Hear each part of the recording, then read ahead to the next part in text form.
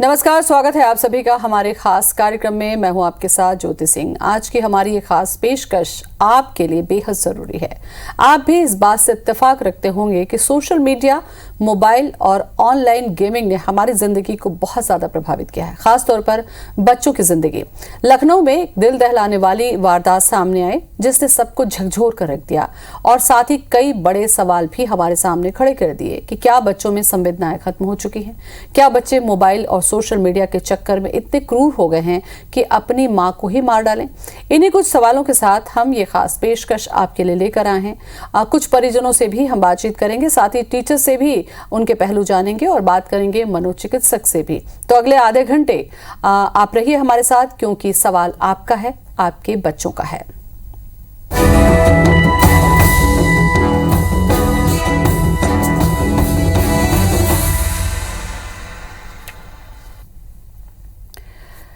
तो social media का ये ज़माना, मोबाइल गेमिंग का ये ज़माना, मोबाइल गेम खेलने का ये जो चलन है, अगर मना कर दिया जाए तो बच्चे कितने आक्रामक हो सकते हैं, उसका ये दिल दहला देने वाला ये वाकया था कि जब मोबाइल खेलने से मना कर दिया गया तो बच्चे ने मां को ही मार डाला। और इसके साथ साथ बहुत सारी घटनाएं थी, उस पर भी हम चर्चा करेंगे। हमारे साथ स्कूल टीचर जुड़ रही हैं, रागिनी सैनी है बिलासपुर से। साथ ही हमारे साथ में आगे पेरेंट्स और मनोचिकित्सक भी जुड़ेंगे। इसके हर पहलू पर हम चर्चा करेंगे। सबसे पहले रागिनी जी, बहुत बहुत स्वागत है आपका। नमस्कार। रागिनी जी, ये जो घटना अभी मैंने बताई, शायद आपने सुनी हो, नहीं सुनी हो तो मैं बता दूं कि मोबाइल खेलने पर एक मां ने बच्चे को मना कर दिया। लखनऊ की वारदात थी और बच्चे ने मां को न सिर्फ मारा, उसकी डेड बॉडी को अपने रूम में रखा रहा और जब उसमें से स्मेल आने लगी तो उस पर डीओ या स्प्रे करने लगा। बहन को भी कैद करके रखा। आखिर स्कूल के ये बच्चे या जो छात्र हैं, इनकी मनोदशा में इतना तेजी से बदलाव, क्या कारण देखती हैं आप? इस बदलाव का जो कारण है, हम पहले भी देखते थे, मोबाइल का एडिक्ट हो जाना बच्चे। जब से 2 साल से कोरोना आया है तो हम ये देख रहे हैं कि इससे पहले तो हम एक लिमिटेड सीमा में बच्चे को मोबाइल देते थे और प्रॉपर ध्यान रखते थे कि वो क्या कर रहा है। लेकिन अभी जब से ऑनलाइन क्लासेस का ज़माना स्टार्ट हुआ है तो अगर बच्चा खेल भी रहा है और पेरेंट्स या शिक्षक पूछते हैं कि आप क्या कर रहे हो, तो बच्चा कह देता है मैं अपना होमवर्क कर रहा हूँ। तो हम बिल्कुल उस चीज़ को ध्यान नहीं दे पा रहे हैं कि बच्चा एक्चुअल में कर क्या रहा है। भाई नाइट में बच्चा होमवर्क थोड़ी ना करेगा। तो इसमें पेरेंट्स को बिल्कुल ये देखना पड़ेगा कि वो बच्चे पर ध्यान दे कि वो एक्चुअल में कर क्या रहा है। और दूसरा, एक न्यूक्लियर फैमिली अकेला कि पेरेंट्स अगर जॉब पर जाते हैं तो वो बिल्कुल बच्चे को नहीं देख पा रहे हैं कि वो कर क्या रहा है। ऐसा तो नहीं वो गेम का एडिक्ट हो गया है। बिल्कुल। एक दो चीज़ें आपने उठाई। एक तो ये कि जो ऑनलाइन क्लास का चलन, कोरोना काल की मजबूरी से हम कह सकते हैं रागिनी जी, कि मजबूरी थी, माता पिता के पास मोबाइल बच्चों को देना ही पड़ा। ऐसे में आपको लगता है कि क्या मैनेज किया जाए कि बच्चों को बुरा भी ना लगे और वो मोबाइल के एडिक्ट भी ना हो? आप एज ए टीचर कुछ सजेस्ट करना चाहें? हाँ, मैं एज अ टीचर या एज अ मदर मैं ये सजेस्ट करना चाहूँगी कि अगर हमें बच्चों को इस लत से हटाना है तो हमें उनका ध्यान कहीं और आकृष्ट करना होगा। जैसे कि हम जब तक अगर एकदम से हम बच्चे को मना करेंगे तो वो बिल्कुल हमारे ऊपर आक्रोश दिखाएगा, क्योंकि किसी भी बच्चे को अगर हम किसी चीज़ के लिए मना करते हैं, आप जितनी बार मना करोगे वो उस चीज़ के लिए रुष्ट होगा। तो हम उसका माइंड कहीं और डाइवर्ट करें, जैसे हम म्यूज़िक में डालें, डांस में डालें, अच्छे स्पोर्ट्स में डालें, या हम उसके साथ टाइम स्पेंड करें। जब हम उसके साथ टाइम स्पेंड करेंगे तो वो अपने आप मोबाइल छोड़ेगा। पेरेंट्स भी इतने बिजी हो गए हैं कि वो सोचते हैं बच्चे के पास फ़ोन है, वो ज़्यादा अच्छा है, हम अपना काम कर लें। तो इसके लिए हम as a parents, as a teacher और उसके घर में जो भी मेंबर्स हो, उन्हें ये ध्यान रखना है कि बच्चे को हम कोई और आनंददायी चीज़ प्रदान करें जो उसे मोबाइल से ज़्यादा अच्छा लगे। रागिनी जी, ये तो वो वाली बात है कि ठीक है, अभी कोरोना का जो काल था उसमें ये लत लगी है। हमारे साथ में मनोचिकित्सक भी जुड़ चुके हैं, डॉक्टर प्रमोद गुप्ता। डॉक्टर प्रमोद, सबसे पहले बहुत बहुत स्वागत है आपका इस शो में। जी नमस्कार। आज एक गंभीर जो घटना सामने आई डॉक्टर प्रमोद, मैं आपको बताना चाहूंगी, वो ये कि लखनऊ में एक मां ने अपने बच्चे को मोबाइल गेम खेलने से मना कर दिया और बच्चे ने मां की हत्या तक कर डाली। न सिर्फ हत्या की, डेड बॉडी को 2 से 3 दिन तक वो वहां पर रखा रहा। स्मेल आने के बाद उसमें फ्रेग्रेंस के लिए कुछ यूज किया, अपनी बहन को भी रखा था। तो ये किस तरीके की मनोदशा आप देख रहे हैं? क्या कोरोना काल में मोबाइल सोशल मीडिया का एडिक्शन इसकी वजह है, या समाज का बदलता परिवेश? क्या ऐसा कारण देखते हैं आप कि इस हद तक बच्चे जा सकते हैं? ये डेफिनेटली ये जो कोरोना काल के अंदर में ज़्यादा नेट यूज़ करने की जो बात आई है, वो कहीं ना कहीं से बच्चों को एक ऐसा स्वतंत्रता दी गई है कि जिसके अंतर्गत वो उसको एक्सप्लोर करने के लिए जाते हैं और उनको अलग अलग दिशाओं में चीज़ें मिलने लगती हैं।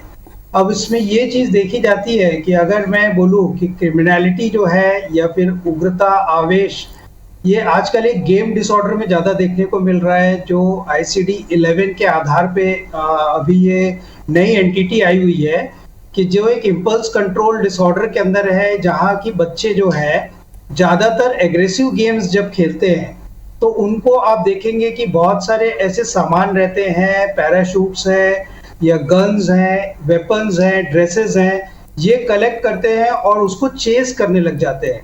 और उसमें से 7, 8, 10 बच्चे जब ज्वाइन होकर के इस गेम को खेलते हैं तो उनको ऐसा लगता है कि कोई बड़ा अचीवमेंट हुआ है, और इनके कारण में ग्रेजुअली इनकी मनोदशा में आपको परिवर्तन देखने को मिलेगी, क्योंकि ब्रेन के अंदर में जो प्लेजर जोन है, जो डोपामिन नामक एक रासायनिक पदार्थ है, वो सिक्रीट होता है और वो चेस करने के लिए लगाता है। और शायद बच्चे इसलिए उसके ऊपर ज्यादा डिपेंडेंट हो रहे हैं, और वही एक वर्चुअल वर्ल्ड से वो रियल वर्ल्ड पे अपने आप को मैच करने लग जाते हैं, और उनको ऐसा लगता है कि वर्चुअल वर्ल्ड ही एक रियल वर्ल्ड है, और ये शायद तक इसको अंजाम दे देते हैं। डॉक्टर प्रमोद, यहाँ पर एज को लेकर भी एक चर्चा हम कर लें, क्योंकि ये जो केस आया उसमें जो छात्र है वो 16 साल का है। 16 साल का है मतलब किशोरावस्था है, शरीर से परिपक्व हो गए हैं बच्चे, लेकिन मानसिक जो विकास है वो उस लेवल तक नहीं पहुंच पाता। ऐसे में सोशल मीडिया के माध्यम से इतनी सारी चीजें उसके पास में अवेलेबल होती है, आपको लगता है कि जरूरत से ज्यादा जान लेना किसी चीज के बारे में इमोशन को कहीं पर डिसबैलेंस करता है? क्या उसकी मनोदशा को विकृत कर सकता है? डेफिनेटली ये तो उसमें फर्क पड़ता ही है, क्योंकि देखिए पुराने समय में पीयर ग्रुप्स एक टीनेजर्स में होते हैं जो फिजिकल एक्टिविटीज के कारण में उन चीजों में इन्वॉल्व होते हैं, और उनका माइंड जो है डिस्ट्रैक्ट होता है। सोशल मीडिया एक वर्चुअल वर्ल्ड है जहाँ पे इमोशंस, फीलिंग, अटैचमेंट, बॉन्डिंग, ये चीजें आपको कम देखने को मिलती हैं, और आप बहुत ज्यादा इमेजिनेटिव होते चले जाते हैं। इसीलिए इनमें ज्यादातर आप देखेंगे इमोशनल लेस ज्यादा फीलिंग्स रहती हैं। एक उदाहरण के तौर पे आपको मैं बताता हूँ कि अगर मुझे किसी से फिजिकली इंटरेक्ट करना है तो वहां पे अटैचमेंट, बॉन्डिंग, अप्रोच, एक अंदर से भय भी रहता है कि शायद मेरा प्रेजेंटेशन अगर ठीक नहीं हुआ तो मुझे रिजेक्शन हो जाएगा, और उसके कारण शायद तक मैं अपने आप को करेक्ट कर पाता हूँ। जो चीजें आपको ये वर्चुअल वर्ल्ड में नहीं दिखाई देती हैं, और आप जो एक वैल्यू सिस्टम के अगेंस्ट में जाकर के चीजों को करते हैं, और वो इमेजिनेटिव चीजें रहती हैं जो आप रियल वर्ल्ड से जोड़ने की कोशिश करते हैं, और ये चीजें भी आपको नॉर्मल लगने लग जाती हैं। बहुत सारे चैलेंजेस हैं, इसके अलग अलग पहलू पर हम चर्चा कर रहे हैं कि आखिर समाज में ये कौन सी स्थिति हम देख रहे हैं और कैसे इसका सामना हम करेंगे। जितेंद्र हमारे साथ में जुड़ चुके हैं, कुछ परिजन भी उनके साथ में हैं। जितेंद्र, मैं जानना चाहूँगी कि थोड़ा सा चर्चा करें परिवार से कि ये जो बदलाव का दौर है, सोशल मीडिया नेटवर्क का जो ज़माना है, इसको लेकर वो क्या सोचते हैं और बच्चों में किस तरीके की एडिक्शन देख रहे हैं इस नए ट्रेंड को लेकर।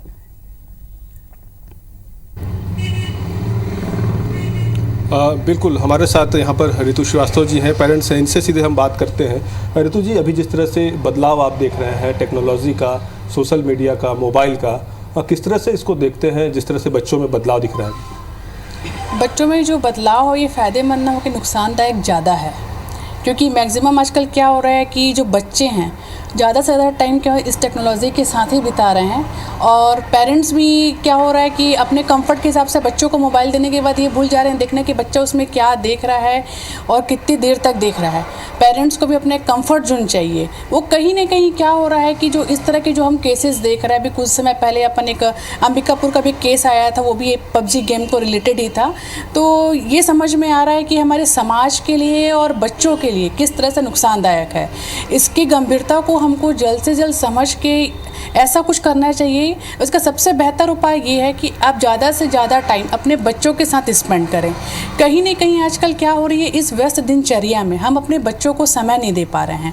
बच्चों को हम मोबाइल दे देते हैं, बच्चा मोबाइल में व्यस्त है, हम अपने काम में व्यस्त हैं। हम दोनों को लगता है कि हम बहुत कंफर्ट जोन में हैं, लेकिन इसी कंफर्ट जोन का ये जो रिजल्ट आ रहा है ये रिजल्ट है। जी बिल्कुल। तो यहाँ पर ज्योति जी जिस तरह से पेरेंट्स बता रहे हैं कि जरूरत है कि परिवार बहुत ज़्यादा से सही ज़्यादा बात अपने बच्चों इन्होंने को। यहाँ पर उठाई है जितेंद्र। कुछ और भी मैं चर्चा करूंगी, रागिनी जी के पास में जाना चाहूंगी क्योंकि वो स्कूल टीचर हैं और पेरेंट भी हैं। रागिनी जी, आपको याद होगा जब आप लोगों की एजुकेशन या हमारी एजुकेशन हुई उस समय कहानियों का दौर था। उस समय पर नैतिक शिक्षा चैप्टर हुआ करता जिसमें बहुत सारी कहानियों के माध्यम से चरित्र का विकास होता था, इमोशन का विकास होता था। आपको लगता है कि वो सारी चीजें भी कहीं हमने मिस की है अपने पाठ्यक्रमों में? बिल्कुल, वो सब चीज़ें आजकल तो नैतिक शिक्षा है ही नहीं हमारे पाठ्यक्रम में, ना हम पढ़ा रहे हैं। ज़्यादातर बच्चे जब ये 2 साल में मोबाइल से करा है और अब टीचर का अटैचमेंट भी बच्चा कि हम तो मोबाइल से पढ़ लेंगे, वो टीचर को भी उतना सीरियसली नहीं ले पाता हैगा।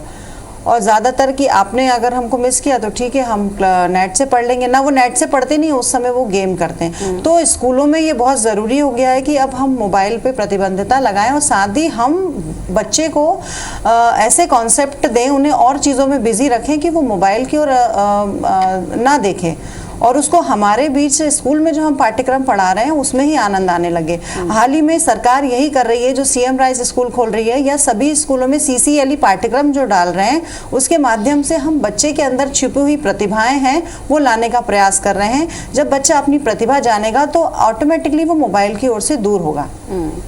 डॉक्टर प्रमोद, आपसे मैं जानना चाहूँगी कि क्या मोबाइल हमारे लिए घातक हो रहा है या हमारी अपनी परवरिश यानी कि पेरेंटिंग में हम कहीं कोई कमी कर रहे हैं?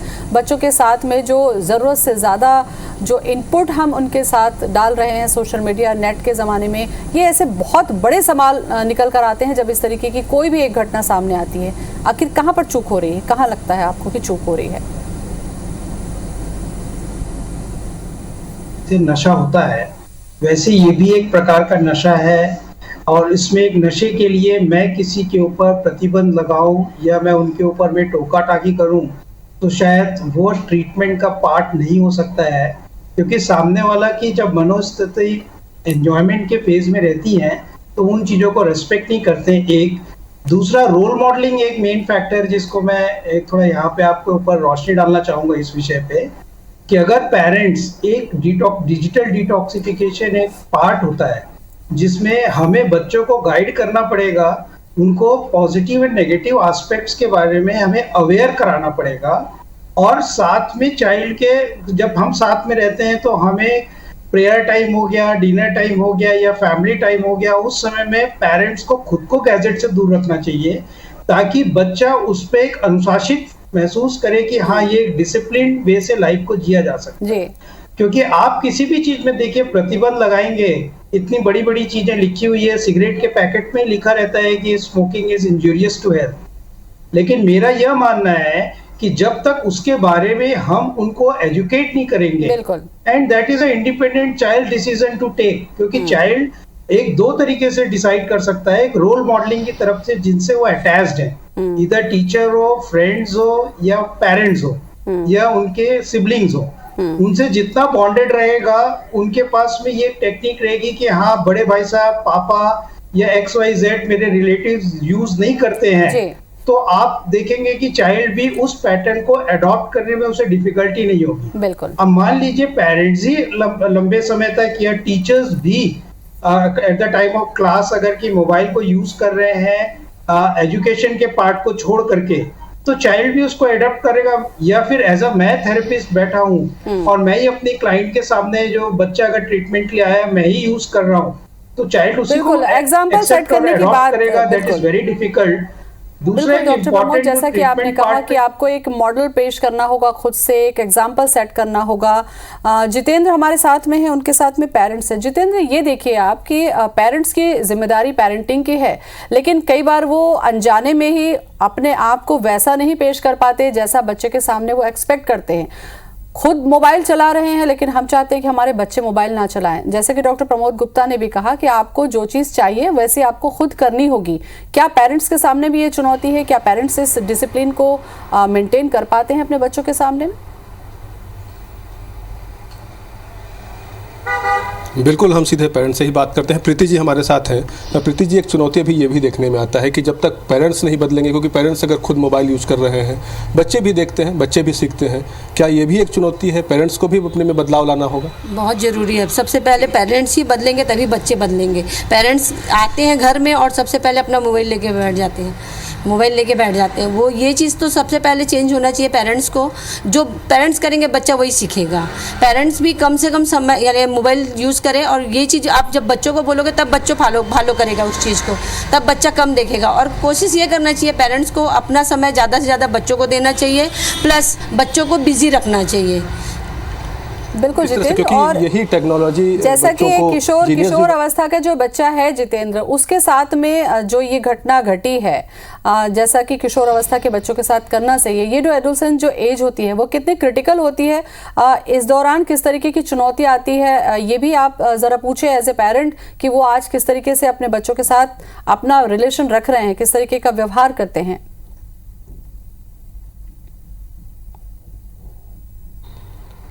बिल्कुल, जिस तरह से हम बात कर रहे थे कि यही टेक्नोलॉजी बच्चों को जीनियस भी बना देता है और यही टेक्नोलॉजी उसको क्राइम के तरफ भी ले जाता है। इसको किस तरह से देखते हैं, कितना बदलाव देते हैं? नहीं, हम यही क्या होता है, बच्चा मोबाइल में क्या देख रहा है ये तो हम समझ ही नहीं पाते ना। बच्चा मोबाइल रखा है, हम बिजी हो जाते हैं, बच्चा देख नहीं पाता। इस चीज़ को बच्चों को हमेशा ये चीज़ सिखाना चाहिए कि क्या चीज़ गलत है, क्या सही है।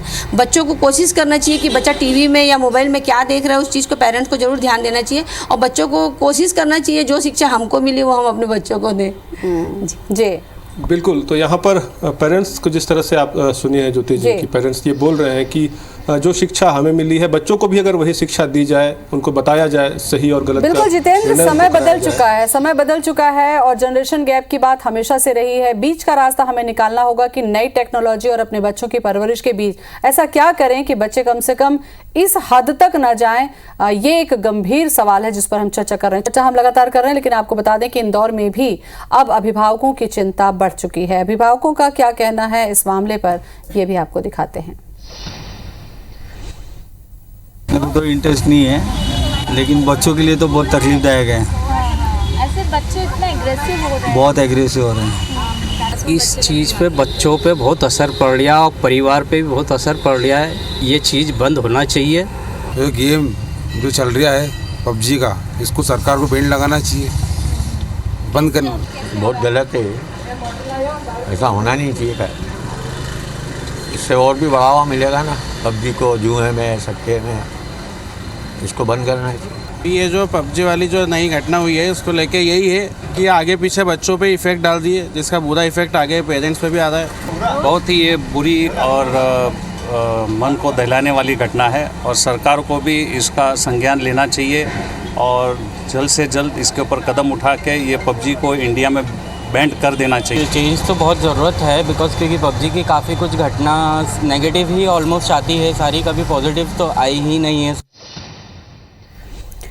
तो सभी पेरेंट्स डरे हुए हैं क्योंकि बच्चे कब कौन सा गेम खेलकर कब कौन सा एक्शन ले लेंगे, ये चिंता स्वाभाविक है कि सभी पेरेंट्स की है।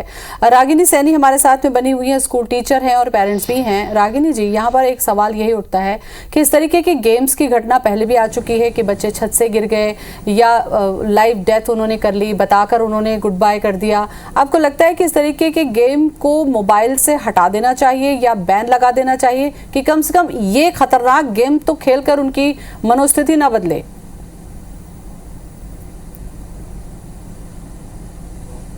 जी बिल्कुल, सरकार को ये करना चाहिए कि इस गेम को ही बैन कर दे, क्योंकि हम हर बच्चे को या हर पेरेंट्स नहीं देख सकता कि हम बच्चे को मना कर पाएं।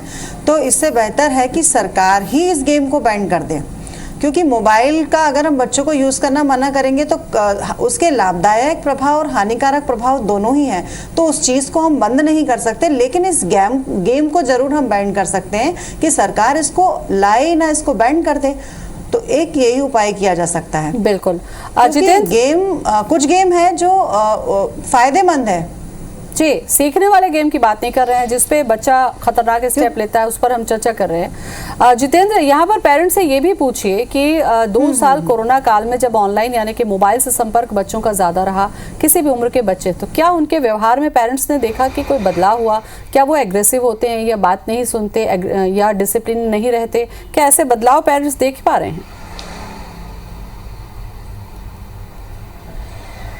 बिल्कुल ऋतु जी, जिस तरह से भी 2 साल कोरोना रहा, लॉकडाउन रहा, बच्चे घर में रहे और इस दौरान क्या बच्चे मोबाइल जिस तरह से उपयोग कर रहे थे, ऑनलाइन पढ़ाई कर रहे थे, एग्रेसिव हुए? क्या उनके व्यवहार में बदलाव आया? यह भी स्थिति दिखती है। मैं बोलूँगी बच्चे ज़्यादा से ज़्यादा जो अगर मोबाइल यूज़ कर रहे हैं तो ये कहीं ना कहीं एक पेरेंट्स का ही फेलियर है।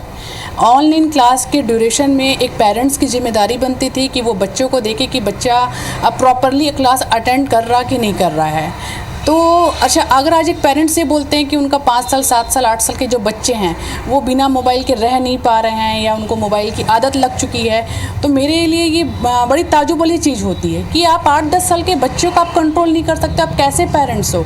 तो ये आपको एक्सेप्ट करना पड़ेगा कि कहीं ना कहीं एज अ पेरेंट्स आप फेल होते जा रहे हो।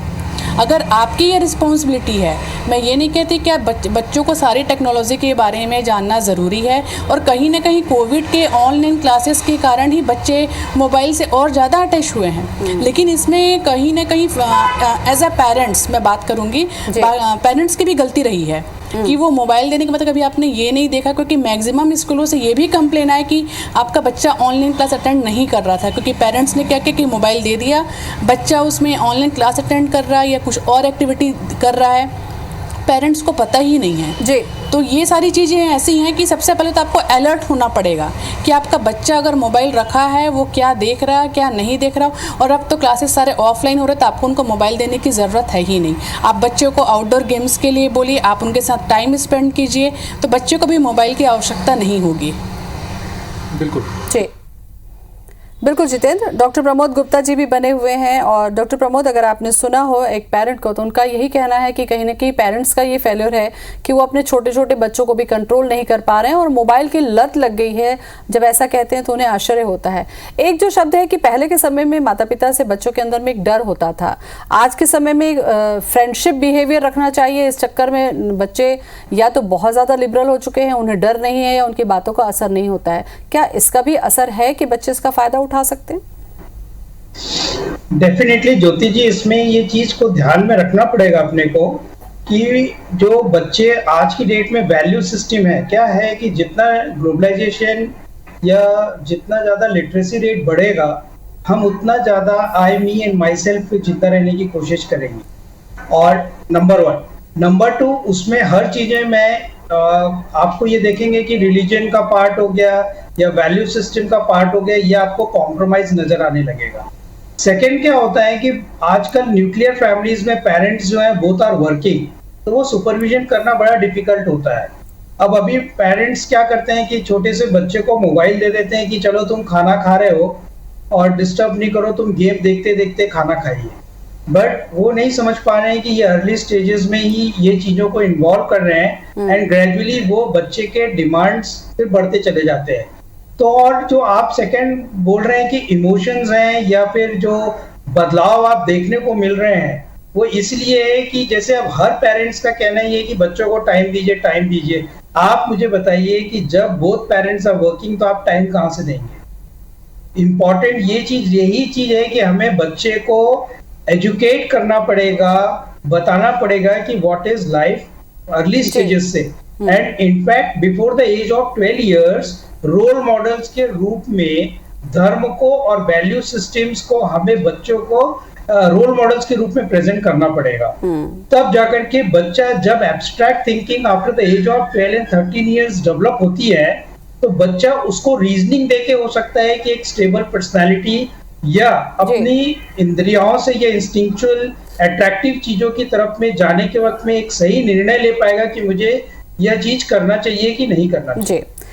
तो काफ़ी अहम चर्चा आपने की डॉक्टर प्रमोद, और टिप्स भी आपने बताया। बड़ा चैलेंज है ये पेरेंट्स के लिए भी और आज की शिक्षा व्यवस्था के लिए भी कि आखिर बच्चों को कैसे एजुकेट किया जाए और इतनी हद तक क्राइम में ना जाए बच्चे, उसके लिए पेरेंट्स किस तरीके से अपनी पेरेंटिंग को रखें। बहुत अहम जानकारी आप सभी ने दी हमें, बहुत बहुत धन्यवाद। नमस्कार।